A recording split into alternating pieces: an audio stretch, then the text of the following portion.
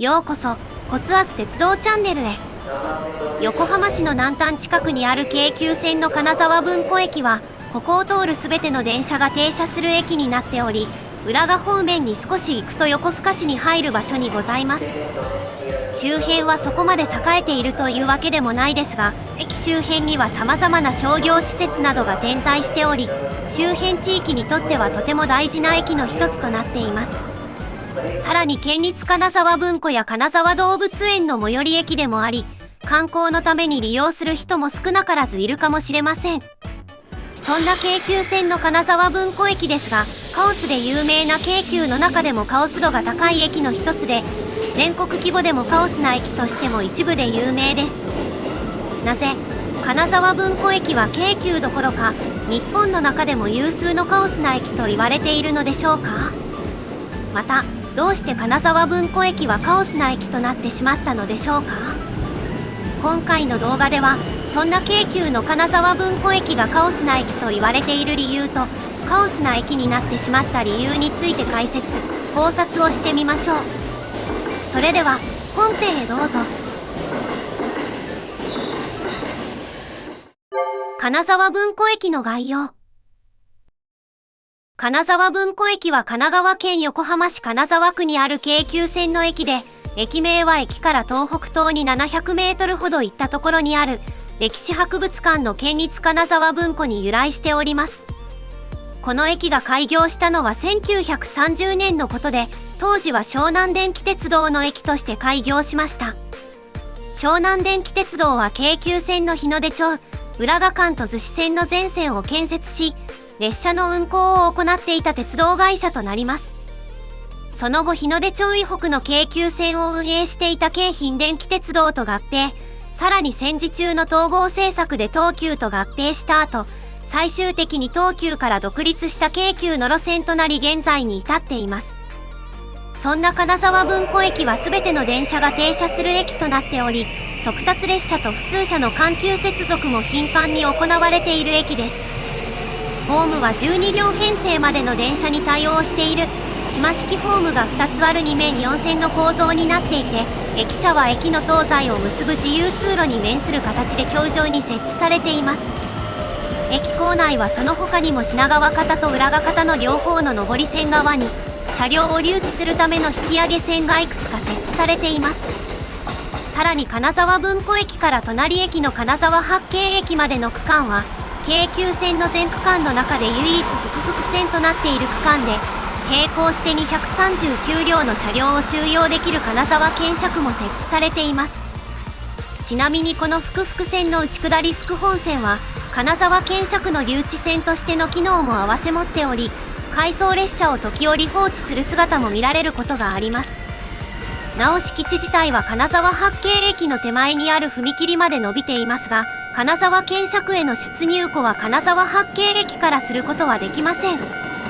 その他にも金沢文庫駅周辺には金沢文庫乗務区という乗務員の所属する組織とその組織に関連した詰所があるほか、電気、信号、通信、土木など保線に関する施設などもあるため、この駅は京急の運行における重要な拠点駅だと言えます。京急関連施設と県立金沢文庫以外の駅周辺の施設としては、東側に金沢区役所などが入ってる金沢区の総合庁舎があるほか、みずほ、三菱 UFJ、りそな、三井住友、ゆうちょ、浜銀など各銀行の支店もこの駅の周辺に点在しております。その他に東口側にすずらん通り商店街およびふれあい商店街といった商店街もあるほか、西口側に秋田と OK という2つの大型スーパー、その他駅舎内に入居する松本清や西口にあるハックなどドラッグストアも駅周辺に数軒立ち並んでおり、日常の買い物程度であれば多くはここで完結するため、利便性は比較的高いということができるでしょう。観光地としては東側にある県立金沢文庫の他にも、東側に金沢文庫と縁の深い称名寺、西側に金沢自然公園およびコアラで有名な市立金沢動物園などがあります。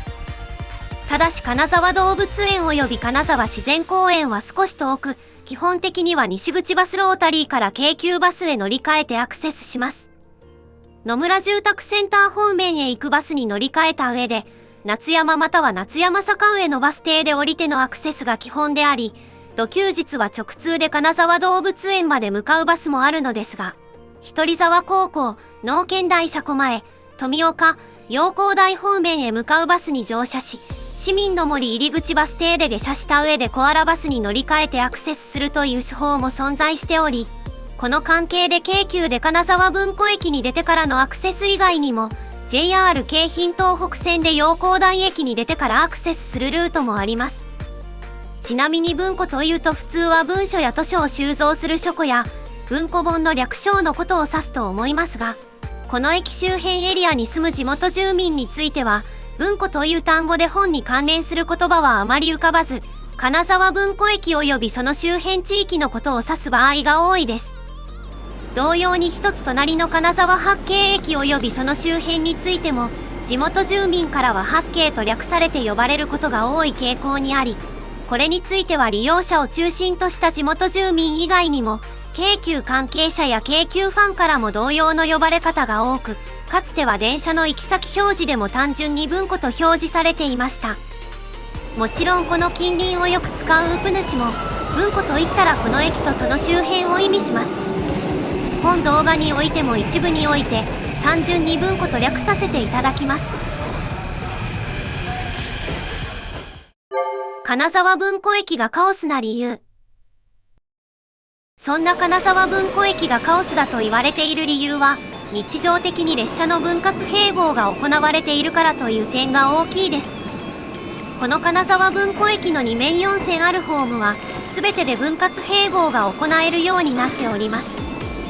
基本的に分割は品川方面から浦賀方面へ向かう下り列車が行い、併合は浦賀方面から品川方面へ向かう上り列車が行います。4つあるホームのうち1、2番線は下り列車が発着し、3、4番線は上り列車が発着するという使われ方をしていますが、どのホームで増改決を行うかは運行に使われている車両や増改決後の運用など様々な条件で変わるのもカオスなポイントです。上り列車の併合はラッシュ時間帯の快特と特急で行われ、浦賀方面から8両編成でやってきた列車に4両を増決して、横浜、品川方面へと向かうという運用になっています。そして上り方面の快特や特急については、品川止まりの京急線内で完結する列車と、品川から先都営浅草線に直通する列車もあり、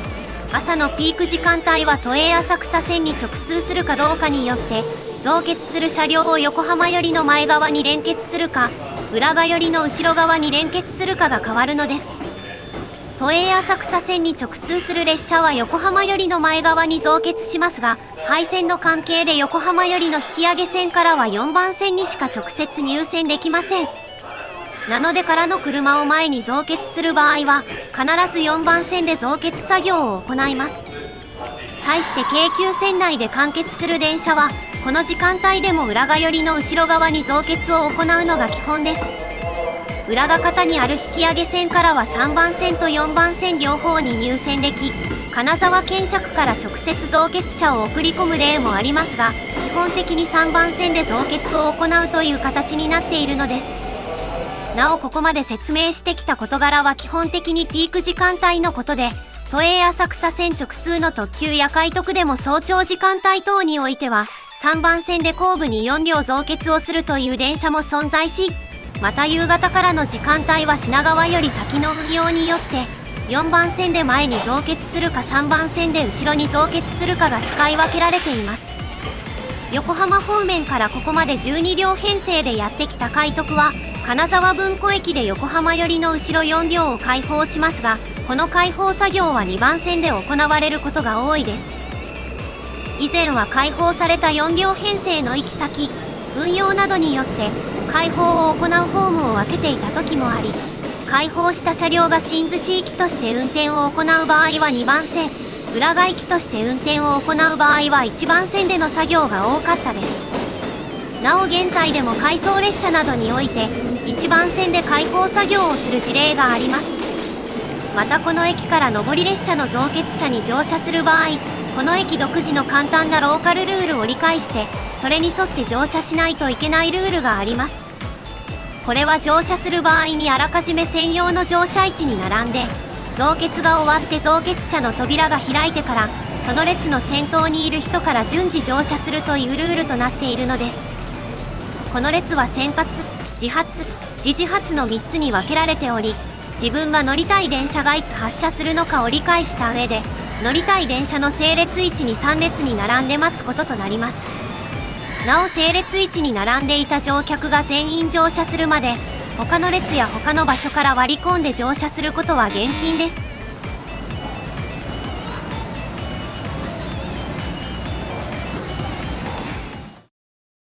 そして分割併合が盛んに行われるということは、吹上線や金沢検釈との入れ替え列車も日常茶飯事的に飛び交い、検釈や留置線の間を行き来する電車を多数見受けます。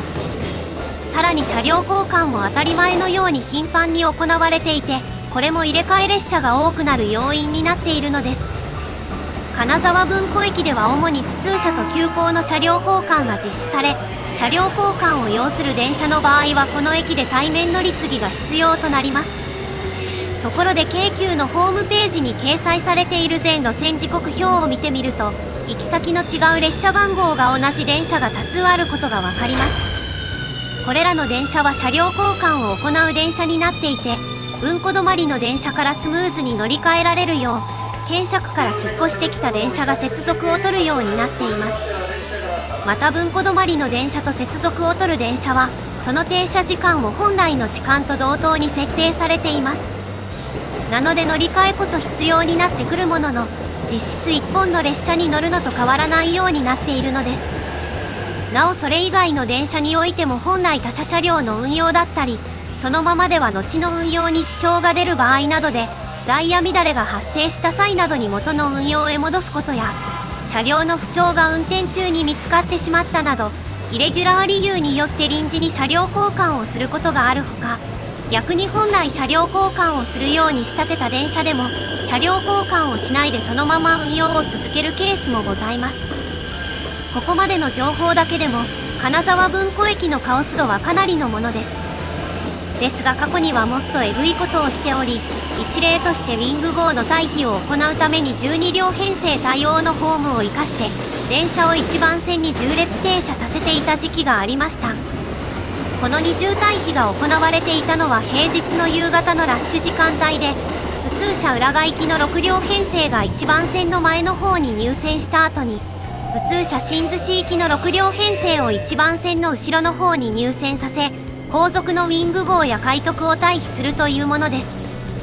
しかし2010年5月のダイヤ改正から隣駅の金沢八景駅に快特やウィング号が停車することになり、文庫と八景それぞれで快特やウィング号との接続を取れるようになりました。これによって縦列停車による二重退避は解消されることになり、現在では見られなくなってしまいました。ちなみにこの独特な縦列停車による退避のことを当時の京急では二重退避と言っていました。しかし一般的に二重退避は一度の退避で2本の速達列車を先に行かせることを言います。もちろん京急では一般的な二重退避もたくさんやっており、今の金沢文庫駅でも当然こちらの二重退避をする電車がいくつかあります。この他のこの駅に関するさらなるカオス要素として、かつては複々線区間の並走が日常的によく見られたこともあります。現在は以前ほど並走は見られなくなってしまいましたが、効率的に列車の運行を行うためにほぼ同じタイミングで駅を発車するということは少なくありません。さらに複々線区間にある下りの外側にある線路は、下りの副本線という扱いだけではなく、金沢検釈の留置線としての役割も持っています。そのため朝のラッシュ時間帯などにおいては、下りの外側の線路に回送列車を放置することもあり、時には出庫前点検をこの線路上で行うこともあります。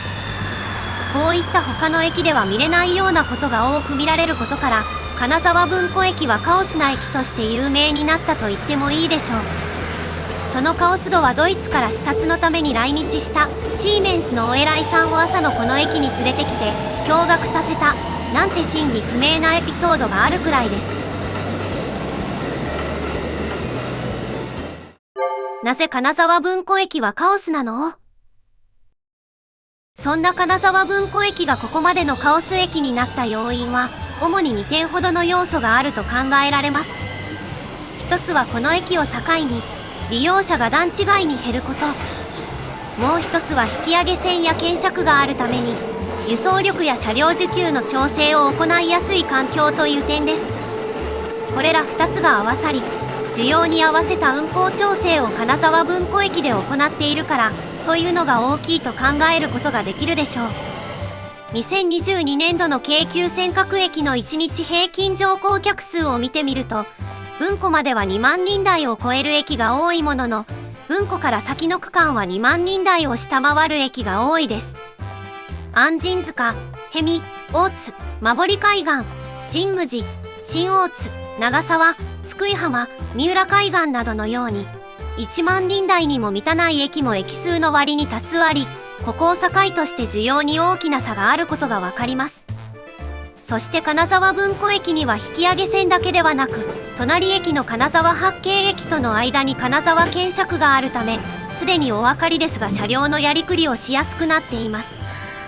この2つのことが合わさった結果として、金沢文庫駅で需要に合わせた輸送力の調整を行っていることが読み取れ、それが結果としてカオスと化したと言えるのです。さらに近隣に検釈があるということは、車両の点検や簡単な修繕を行える施設もあり、駅構内だけではなく検釈内でも頻繁に連結開放が行われています。万が一車両に不具合があれば車両の差し替えもすぐに対応可能で、柔軟かつ安定的な運行を日々支えている反面、カオスさをより増している要素にもつながっています。そういった様々なことが合わさった結果、金沢文庫駅というカオスな駅が誕生してしまったと言えるのです。打足ですが、金沢検釈の反対の西側には、鉄道車両を製造する総合車両製作所横浜事業所があります。京急の電車はここか兵庫県の川崎車両で製造されており、川崎車両で製造された京急の電車も一旦ここに取り込み、JR 線経由で運ばれてきた際に使用した仮台車を交換。新しく作られた京急の電車はどちらで製造された車両であっても、ここから自走で久里浜工場へ改装されていきます。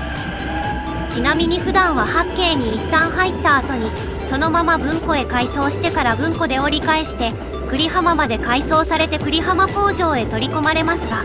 何らかの理由で昼間に回送列車を走らせられない場合は、普段は金沢文庫駅での折り返しを介して行う出場線とつながる逗子線上り線と本線下り線との入れ替えを、金沢八景駅の裏が方にある渡り線を活用して実施し、金沢文庫駅には行かず終電後の深夜に低速で久里浜工場へ改装されます。また都営浅草線や京成線、北総線の新車についても、ここから自走で所属先まで改装されるケースが多いのですが、これらの車両で営業列車が走る時間帯に自走改装できない場合、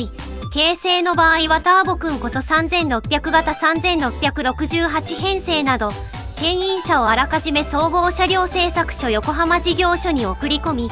その牽引車に推進されるような形で出場し、金沢八景駅からは牽引車に引っ張られる形で相互参道まで改装されていました。ちなみに都営浅草線の場合はベタに陸送を使ったものとなり、京成でも新京成所属車両や AE 型スカイライナーについては JR 線経由での公私輸送や陸送を使った搬入となります。この陸送搬入経路は複数のパターンがありましたが、現在は公私輸送で越谷貨物ターミナル駅まで運んだ後、一旦陸送で北総線印旛車両基地などに搬入します。さらにそこから自走または牽引車の牽引などにより、京成の相互車両基地や新京成の椚山車両基地へ搬入されます。また愛知県豊川市の日本車両製造で製造された車両のうち、それまで総合車両製作所横浜事業所に搬入していた京成所属車両も、2021年10月に同所で製造され導入された3100型3155編成以降、公私輸送の搬入先が越谷貨物ターミナル駅へ変更されています。そこから北総線印旛車両基地に搬入の上でそこで整備し、その後印旛車両基地から成田スカイアクセス線京成本線経由にて相互参道にある京成の車両基地まで改装されます。ちなみに印旛車両基地からの改装経路についてですが、多くの場合は高砂経由で相互参道や椚山まで改装しますが、相互参道まで改装する京成所属車両は深夜時間帯に改装する場合のみ、改装距離が短くなる空港第2ビル経由のルートを用いております。この他の京急と線路がつながっていない他社の車両は、京急線内を J トレック保有のバッテリー機関車に深夜牽引され、一旦神武寺駅の脇にある側線まで運ばれ、そこから JR 貨物の機関車で横須賀線逗子駅まで運ばれた後、逗子発の公私輸送列車として仕立てられて各地に運ばれます。なお JR 東日本の車両の一部については逗子まで運ばれた後、逗子からは自走で試運転を兼ねて所属先まで改装するケースがあります。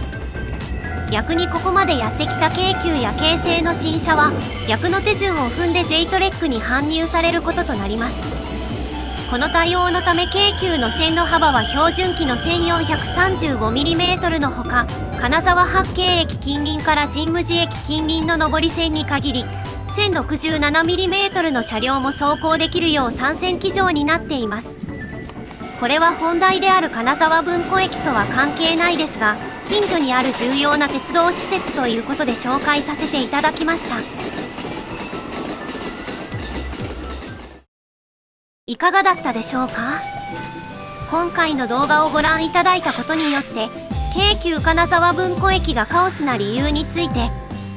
頻繁に分割併合が行われており、それに関連した列車の入れ替え作業が頻繁に行われており、それだけではなく車両交換も頻繁に行われていること、これらは金沢文庫駅を境に減る需要に合わせ効率よく輸送を行うために実施していること、過去にはもっとカオスなことをやらかしていたこと、検釈の留置線も兼ねた複々線区間の下り副本線に回送列車を放置することもあることなどについて知ることができたのではないかと思います。この動画が参考になったと思った方はぜひ評価ボタン、コメントをお願いします。またコツアズ鉄道チャンネルでは鉄道など交通に関するさまざまな疑問や気になる事柄などを動画にして解説形式でまとめています。チャンネル登録をしていただくと最新の動画がいち早くご覧できますので、ぜひよろしくお願いします。それではご視聴ありがとうございました。